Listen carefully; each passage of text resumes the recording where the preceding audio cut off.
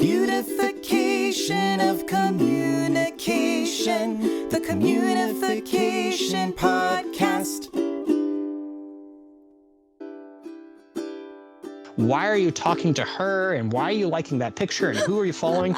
That stuff cracks me up, partly because that in some ways it speaks to the amount of adoration and love that we have for a partner, that we want to watch them, right? This is called mate guarding, so it's a good thing. Does it matter if it's social media versus text versus email? Remarkably, there is research that actually suggests that it does. Hello, my friend. Welcome back to the first season of the Communification Podcast, Communication and Technology. This is episode 21 with Dr. Jeffrey A. Hall. The way the podcast works is first we learn from a communication expert, and then I have guests on the pod to break down what we learned. Today is a learning episode. In this episode, Dr. Hall teaches us about social penetration theory. We dig into research on creating and maintaining relationships online, and of course, he gives us some handy research-based communication tools to help us be better communicators. Thank you so much for listening, and don't forget, tap that plus sign to follow the pod and head over to malikadudley.com/podcast anytime for detailed show notes and discount codes to my favorite affiliates. Let's introduce you to our expert guest. Jeffrey A. Hall is a professor of communication studies at the University of Kansas. He is the former chair of the Human Communication and Technology Division of the National Communication Association and the current chair of the Interpersonal Communication Division of the International Communication Association. He was awarded the Early Career Award from the Interpersonal Communication Division of the National Communication Association and is the founding editor of Human Communication and Technology. His 2020 book, Relating Through Technology, is the recipient of several awards. He's been interviewed by National Public Radio, New York Times, Wall Street Journal, USA Today, Time Magazine, Washington Post, Financial Times, CNN, and of course, the Communification Podcast. If you missed his episode on online dating, make sure to hop back over and take a listen. It's a good one. And today, it's all about romantic relationships. Let's dig in. Let's step back and look at the big picture. So people don't just seek out and start relationships on online dating sites. Social media has become a tool for romantic relationship development and maintenance. I know this very intimately. It's how my husband and I began our courtship. Oh. Yeah. So I thought to kick off this discussion, it would be great if you could define social penetration theory and talk about it in the context of relationship development and maintenance in digital spaces. Yeah, so social penetration theory is another one of those classic communication theories that we teach in our introductory classes, and it is based on one fundamental relationship between two things, which is self-disclosure and intimacy. So the basic kind of a correlation between those things, that when we self-disclose more, we experience more intimacy with people, is kind of the hallmark of that theory. What it says then is through the process of self-disclosure, we basically go through relational stage progression. So we get closer into deeper levels of information, a deeper level of penetration into the person's kind of persona and who they are through the process of self-disclosure. One thing that's important about this is that it actually seems to be a case that this is one of those relationships that's really very much bivariate, meaning if I self-disclose, I tend to like you more. And if I like you more, I tend to self-disclose. So what's fascinating is it does suggest that there's a process in ourselves which says that in the process of sharing ourselves with one another, we actually feel closer to each other, even if that person is a stranger, or even if that person isn't somebody that we know particularly well. So stranger on the plane phenomenon, right? Sitting next to someone in a seat in a plane, you can feel quite close to them through the process of telling your life story and getting excited about that. And social penetration theory, although tends to focus on more slow developing of relationships, romantic or friendship, we can also think about the idea that quick, heavy amounts of self-disclosure can really be kind of feelings of almost like elation when you meet somebody to just share all those things with, because they're sharing the same thing in their own life. So is there a difference in doing that face-to-face and doing that online? And how do the two mix? And because you kind of start to do both once you move offline. True. I would say what's interesting is, as a person who studies comparative comparative, like is online disclosure, offline disclosure, what's the order? There's been a lot of very fascinating research that have tested the idea is there's something special about face-to-face connection.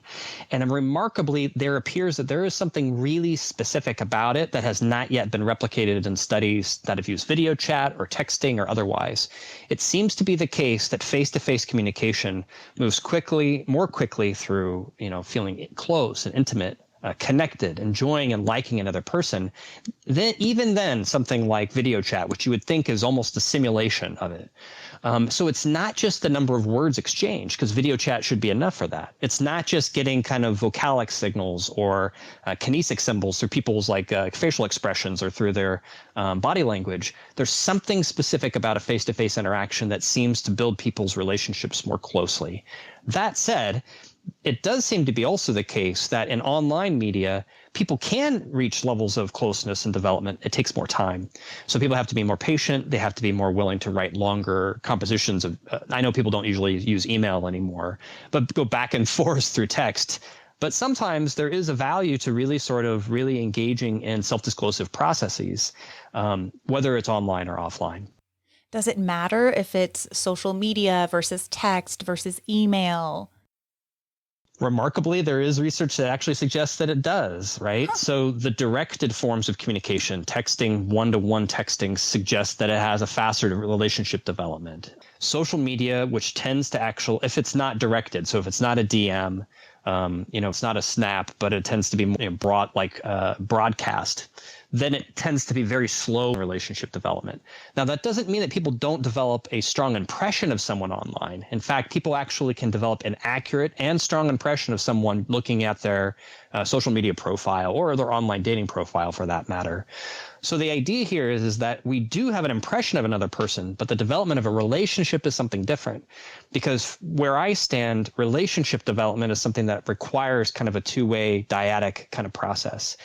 Impression formation can be done with a celebrity. Like there are celebrities who I think are really, really fascinating people. Well, what am I basing that on, right?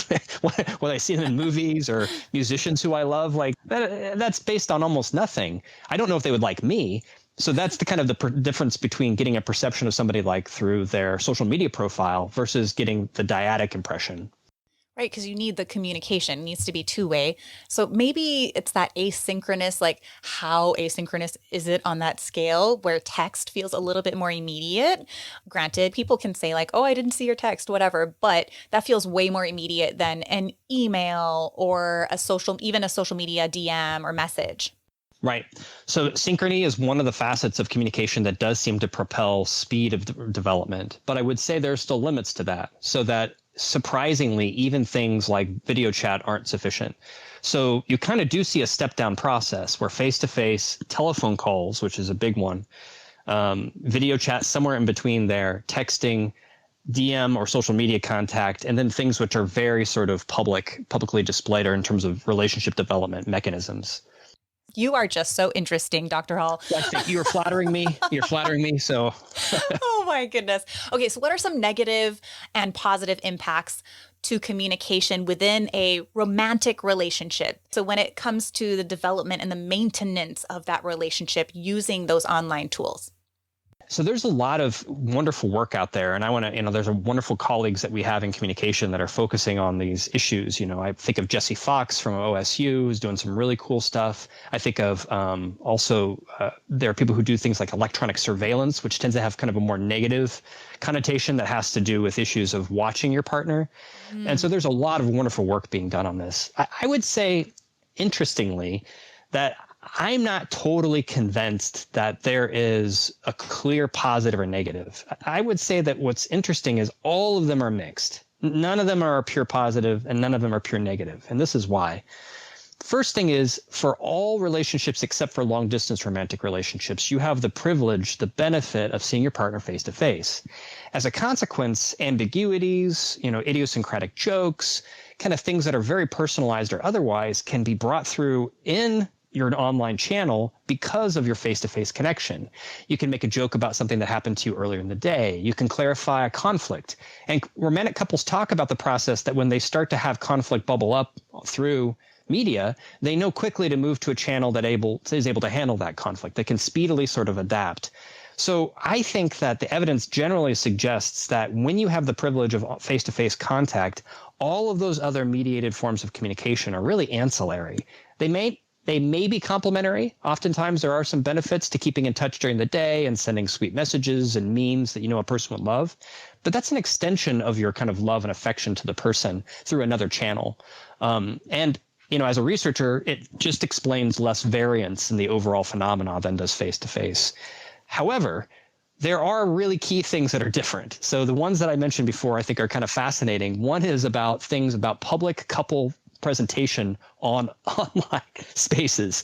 This one cracks me up because couples fight about this one. They're like, why did you post that picture? And shouldn't you say that you're in a relationship? And what are you saying about our relationship? And why are you talking to her? And why are you liking that picture? And who are you following? That stuff cracks me up, partly because that in some ways it speaks to the amount of adoration and love that we have for our partner, that we want to watch them, right? This is called mate guarding, so it's a good thing. And it's jealousy provoking, which is a mixed bag, but it also is really frustrating. Like, it really kind of amuses me at some level as a researcher because it's clearly something people feel passionately about for good reason. I care about you, but it always tends to be a bit of a drag on the relationship. So what do you do? I mean, I feel like everyone does that to a certain extent. What a lot of people do is they give up, right? So some people, I've heard there's this wonderful research by Amy Miller-Ott out of Illinois State University. And she does this work that says that there's a lot of ironies in it, where people fight because that there are a lack of amount of contact they have with each other, as well as the amount of contact they have with each other. That some people give up by saying, well, just tell me what to put on our profile. I'll put whatever you want. Or they just stop using it. They stop making a public presentation of self so as to preserve, their kind of sense of relational fidelity publicly, because they don't want to upset their partner. So I think what's unfortunate about this kind of thing is that if it becomes too conflictual, then a lot of people will actually maybe have to hide or maybe have to kind of, not engage in it. It's probably healthier if we can actually say, those kind of things hurt me. Yeah, if you put up that and do it privately and say, I see it, but also be thoughtful before you really want to take offense to everything that your partner might do, because chances are they probably didn't mean it in any way that was harmful. They were just observing the social media world as they did prior to being in a relationship with you.